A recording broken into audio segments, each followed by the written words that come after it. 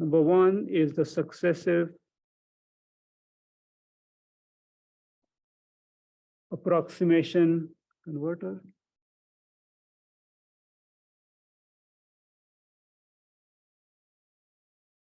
The second one is called the flash converter. Again, they have their own pros and cons.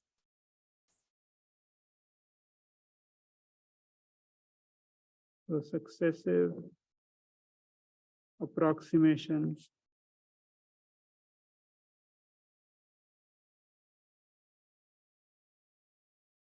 converter.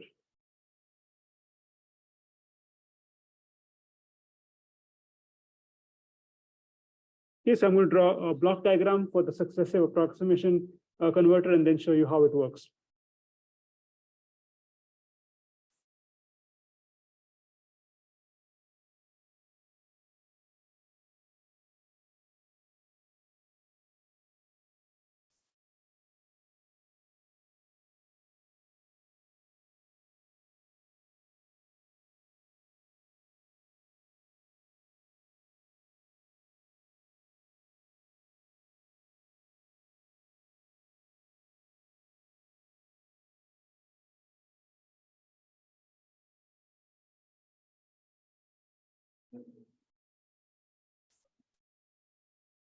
Okay, the input, this one will go to a comparator.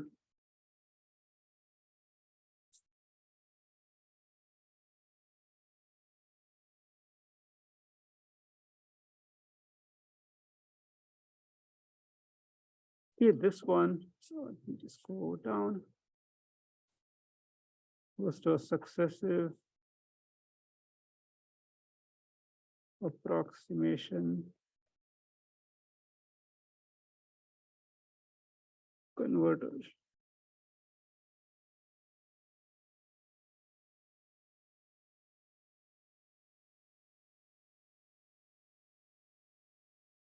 Okay, the successive approximation converter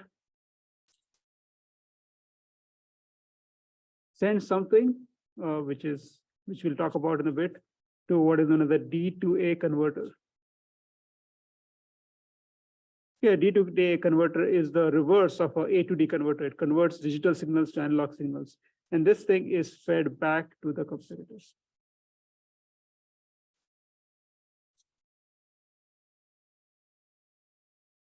Okay, so far so good. Now, this stuff from the successive approximation converter is also taken in by a latch. A latch is a device used to store the data, just like sample and hold. And this is our digital output.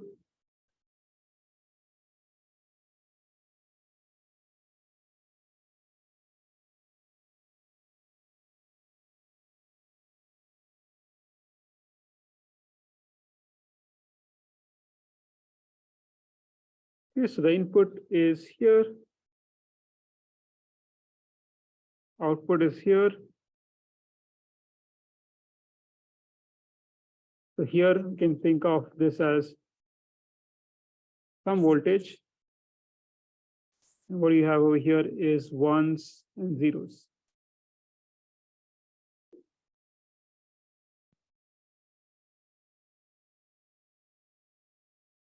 Okay, so the question is, how does this work? So this is a very sort of conceptual understanding of how this works.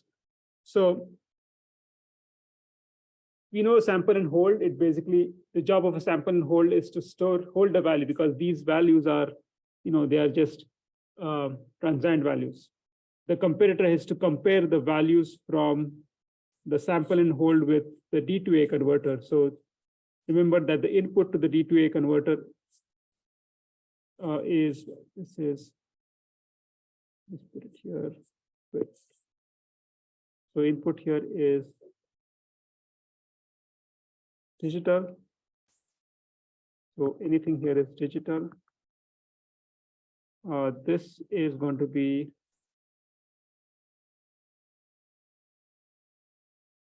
analog, analog,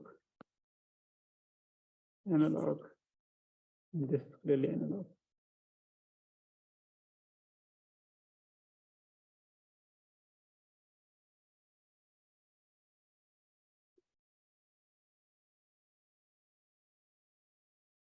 Okay, now I just explained to you how this works. Let's assume that input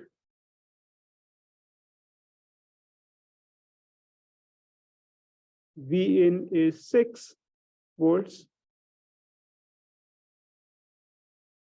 Okay, the range for V, that is the input, can be anywhere between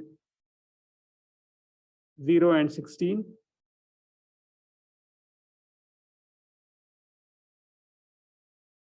But specifically, we're interested in how will the successive approximation converter convert 6 volts to an output of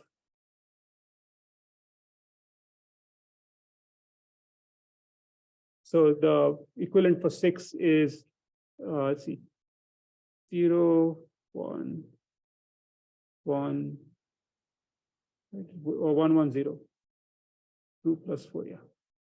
Okay, and then let's assume I'll make another assumption that this is a 4-bit converter. So really, when I say 110, it really means 0110. It's 4 bits.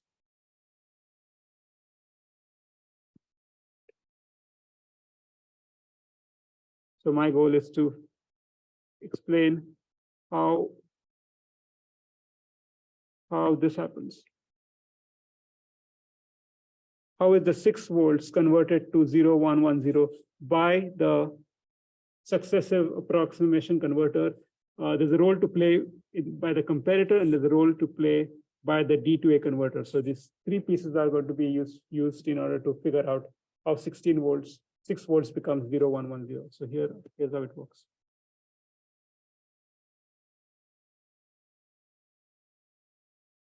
Okay, so note that 6 volts is the same as I said 0110, which the way you convert this is 2 raised to 0 plus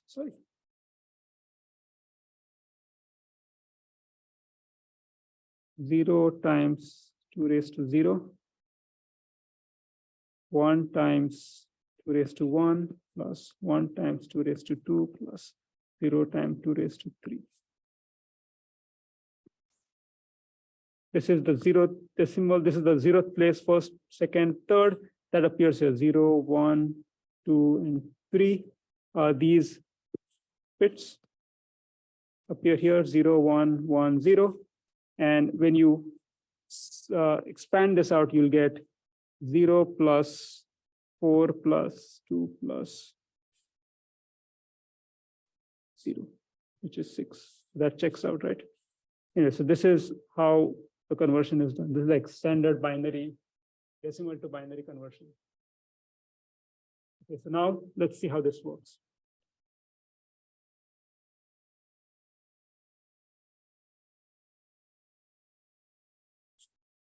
Okay, so first, what will happen is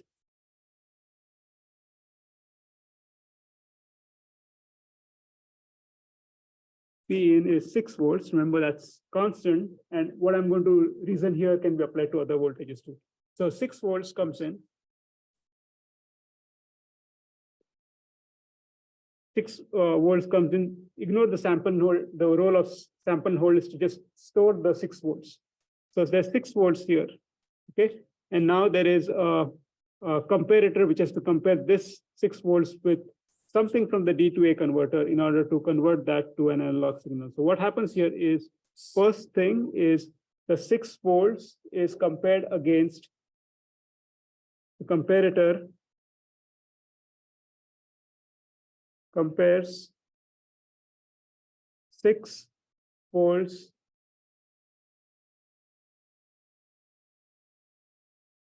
against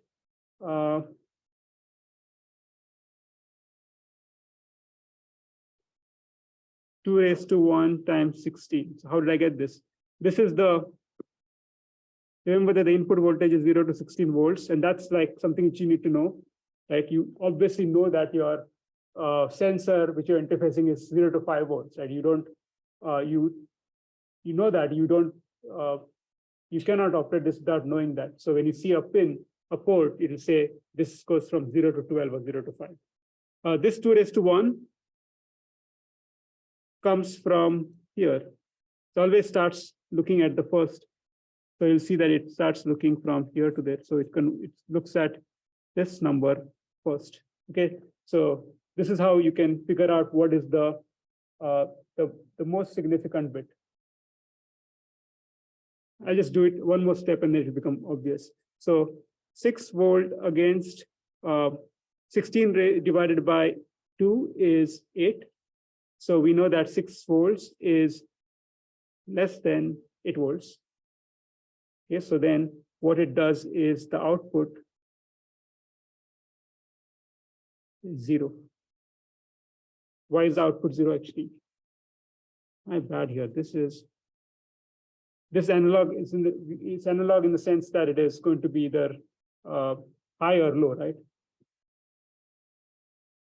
So let's assume that it gives 0 volts, which means that it is low. Second, what happens is now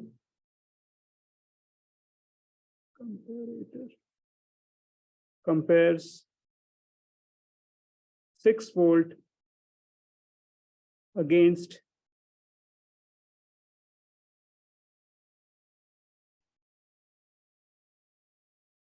2 square times 16. So this 2 now comes from the next number. So 6 volt, and we have 16 divided by 4, which is 4 volts. And so we know that 6 volts is greater than 4 volts. So then the output is 1. In other words, what's happening here is the analog, the comparator is sending a value of 0 first, then send a value of 1.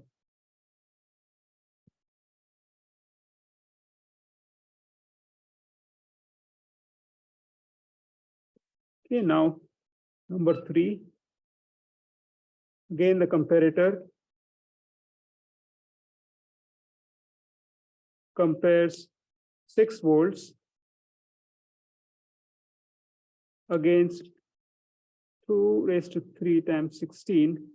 However, now what happens is, because this is looped in with the D2A converter, it will actually compare against whatever was stored. So this output was 1, which means that 4 volts is also stored in memory. So 4 plus this part comes because of the current value.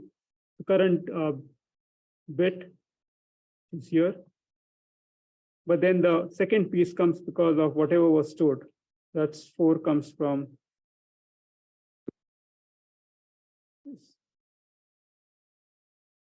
Okay, so we have 6 volt, and here we have 16 divided by 8 is 2, and 2 plus 4 is 6.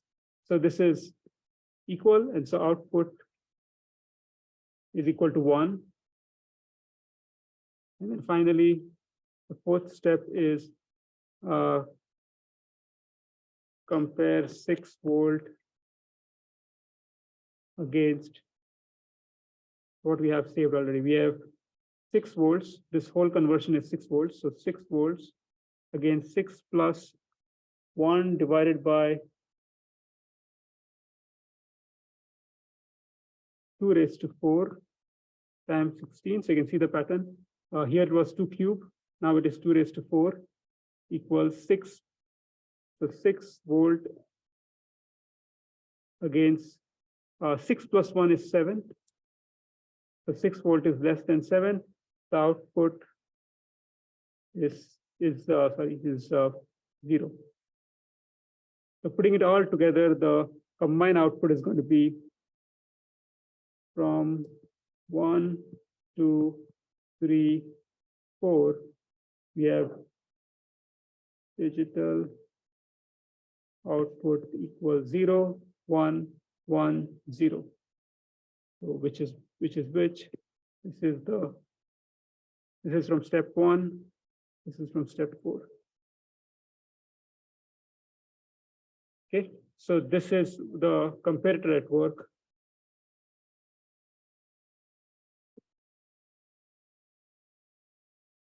So the comparator is comparing the values currently in the from the whatever measurement, from whatever sensor you have, and then that value is the D2A converter is actually saving in the values from the previous trial, and then it is suitably converting that so that you can compare it against the right value. So here it was.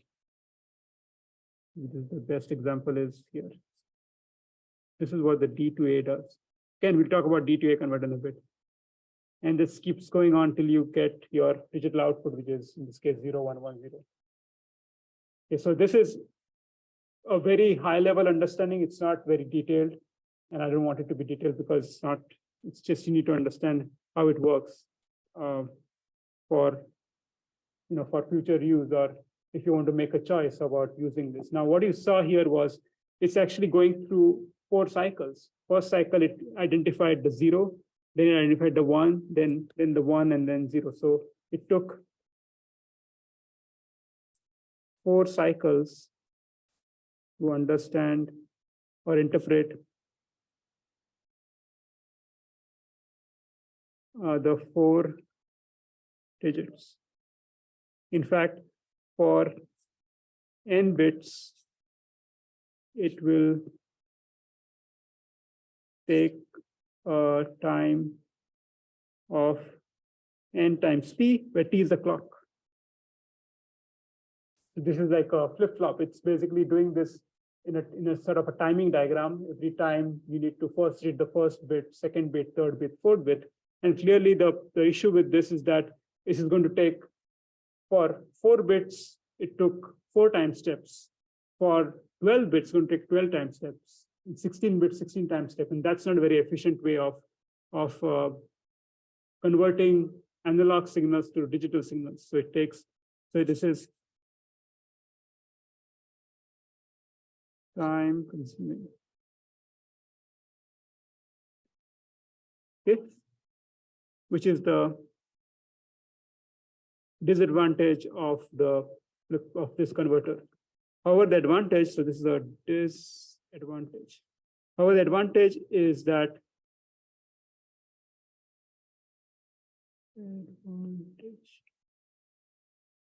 requires very few electronic components.